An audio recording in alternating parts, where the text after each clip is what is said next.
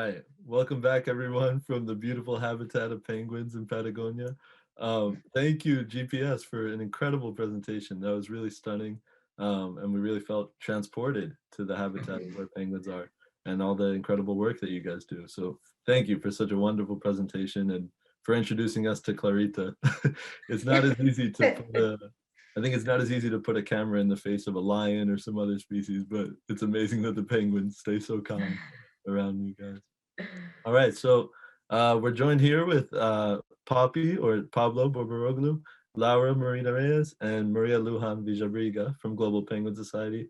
And we have about 15 minutes for the audience's questions. So please write any questions you have in the chat and we'll pass them along. But the first one I have, up to you guys who wants to take this first question, but you mentioned that there's 18 species of penguins in the world. Paige asked in the chat, which penguin species is the most threatened? And she asked, is it the yellow-eyed penguin or which one? Thank you, Tommy, and thank you, Paige. I mean, we are so happy to be joining all of you again in this amazing WCN Expo. And thank you so much for your interest on the Expo and on penguins. So to answer your question, yes, we created the Penguin Specialist Group under the International Union for the Conservation of Nature, and the group decided which were the 3 species of penguins that were in most need of conservation actions. And there were 3 that we identified. One is the yellow-eyed penguin that you correctly mentioned. That one is, the population is very small, only 1,700 pairs. They only live in the southern part of New Zealand and subantarctic islands. The other one is the African penguin. The African penguin suffered a decline of over 95%. There were 1.1 million pairs 100 years ago, and the population collapsed and now is 17,000 pairs. The population was a continuum through Namibia and South Africa. Now the population is fragmented. You have a spot in Namibia, nothing in between, and then you have the population in South Africa. And then the other species, which is one of the rarest penguin species, is the tropical penguin, the Galapagos penguin. The problem with those penguins is climate change, because it has been increasing the El Nino events. The El Nino is an effect that what it makes is it warms up the upper layer of the ocean. So the food is not so available, is not available in the upper layer. So penguins cannot have access to that fish, to that food. So many years, penguins skip breeding. They say, I cannot find enough food for me, so I won't breed this year. And that is one of the consequences of the small population, the declines, and of course, a lot of pressure that human beings are putting on them. Like lots of people moved into the Galapagos Island, introduction of predators and fisheries.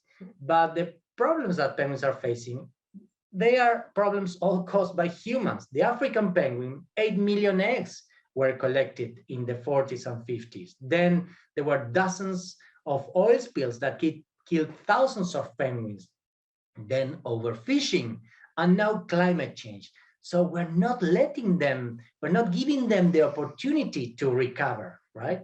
So I would say that those 3 species are the most fragile ones right now.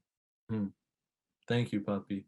And to follow up on that, you emphasize just how good they are at breeding, but a lot of people were curious how long penguins do live for, individuals. So it looked like Clarita, you guys have been following her for many years. What's the average lifespan of a different species of penguins? So surprisingly, it varies depending on the species, right? So you have like the little blue penguin, which is the smallest one with 1 foot tall, and then the other ones that are like the emperor penguins that are 3 feet tall. Some species like the Magellanic penguin, here we have like a sample of a Magellanic penguin. This is the typical penguin that we have in Argentina, like Clarita in the video. They can live up to 35 years, which is amazing. It's really a lot for a penguin. Some other penguins, like the Adelie penguins, if you have seen the movie Penguins by Disney Nature, The main character is Steve, is an Adelie penguins, and they live around 25 years old. Clarita is now 17 years old. And we know that because we track them, we can only know the age of the birds, of penguins, when we band them when they are small. So we know everything about their lives. With Clarita, Clarita is our celebrity penguin. So we know everything about her. She's the main actress. Yes. And she's so sweet, so kind. She's lovely. Yeah. Incredible. And yeah, the audience seemed to love the GIS map that you showed of the penguins swimming around. They were curious, how fast can penguins swim when they're in the ocean? Great question. Of course, it depends on the species. But some species, they are amazing.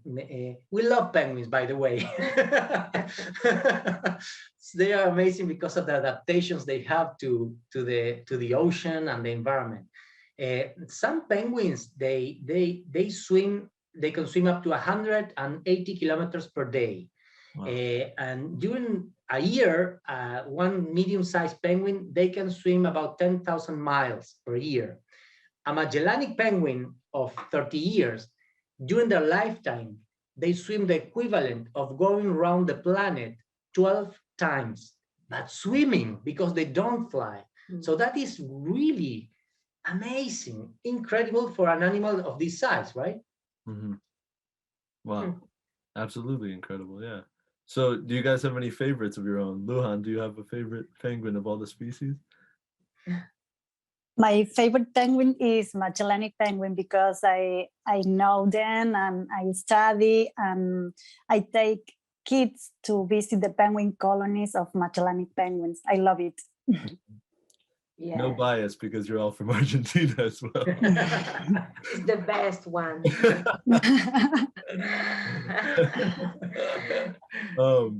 We had a question from Jane. She was curious when you were talking about the range of these penguins. Do any of them migrate to different countries or different coasts as throughout their lives?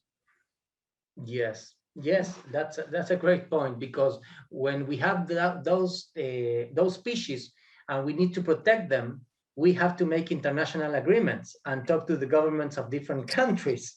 So it's not that easy. Yeah. Imagine talking to the government of one country, so then you can see the challenges. Yes, when they migrate, for example, during a migration, in Argentina here, now they're migrating. We are going into the winter in the Southern Hemisphere. So our penguins go to the north and they go to the jurisdictional waters of Uruguay and also Brazil, and some penguins, all the penguins that are in the Atlantic side, they migrate to the north. And the Falkland Islands or Malvinas Islands are administered by the United Kingdom. So all the penguins get together, they come closer to the continent and they go to the north migrating, and then they come back south. But then, of course, you also have other realities, like, for example, the penguins that are in Antarctica. Antarctica does not belong to one single country. It is administered by the Antarctic Treaty. So that is a very interesting model where a lot of countries have to agree in how to manage Antarctica and also the oceans, where penguins breed and migrate. Amazing. Thank you. And we had a question from the audience, which I think we only have about 5 minutes or so. So this one I think is important for everyone to take home. But what can we do if we're living in the US or somewhere where we don't see penguins in our day-to-day? What actions can we take to help save these penguins around the world? Well, wow. A lot of actions. You could start don't use single-use plastic to diminish the consumption of one-use plastic, single plastic use. Or, for example, to take care about the electricity, the use of electricity, because everything is impacting on the planet, on the ocean. One of the main problems that we can see at the present is I think the garbage, the plastic garbage on the sea is a big problem, is a big issue for all the species on the sea. Yeah, in the sea. Yeah. And no. yeah, and I think the pandemic has shown us how connected all the planet is through the air, but most part of the planet is ocean. So if you throw a bottle of plastic in any part of the world, it can end up in our penguins. It breaks our heart when we are checking nests and we see female penguins incubating eggs and taking care of their small chicks surrounded by penguins. That is why the work that Luján is doing with the kids, in the colonies is so important. And maybe Luján can share something about that work. Yes, every year we organize beach cleanup events in Pedral Colony, and we organize a awareness campaign with beach resorts to reduce single-use plastic. Our goal is to raise awareness about the importance of avoiding single-use plastic and catalyze behavioral change in the communities, specific with kids and adolescents, that we need to engage them with this growing issue, as Laura mentioned before.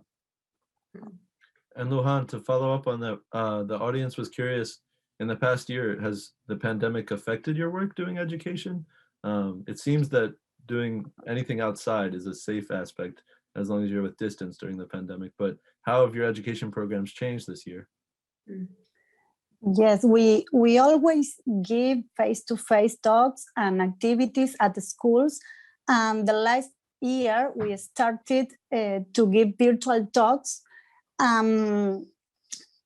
It is useful combines these two types of activities because the local communities and rural communities need face-to-face talks, printed book, because they haven't got access to Wi-Fi and they haven't got resources to virtual talks.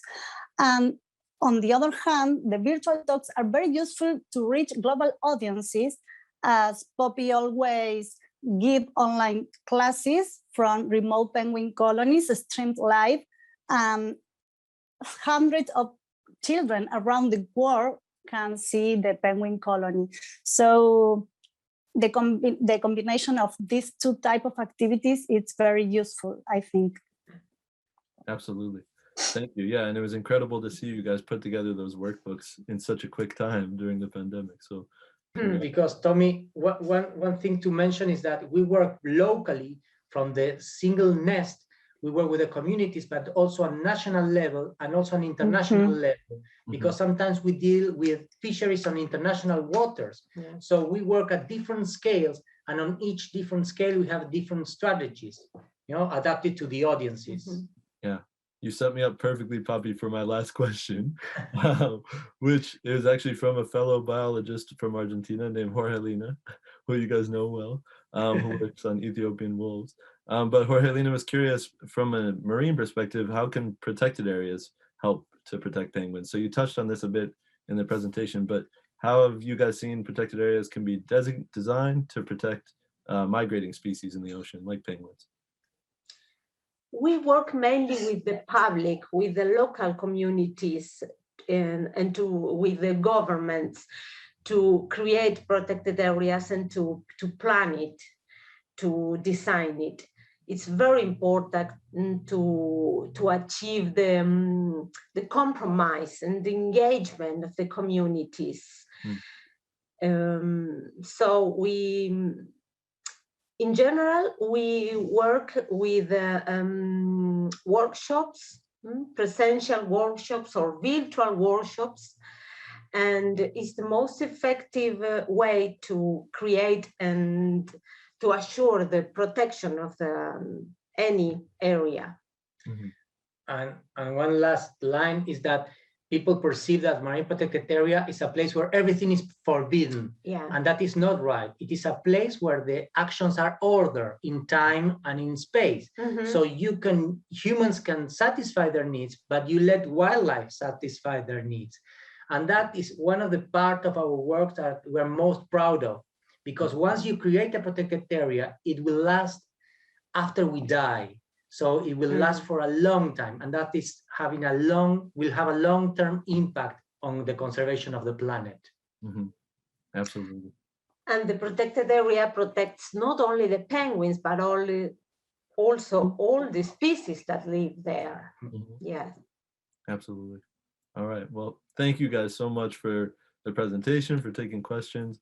I'm sorry to the audience. There's tons of questions more that we will have for GPS, but we are out of time. We're going to move on to our next presentation, which is also about marine conservation in the ocean.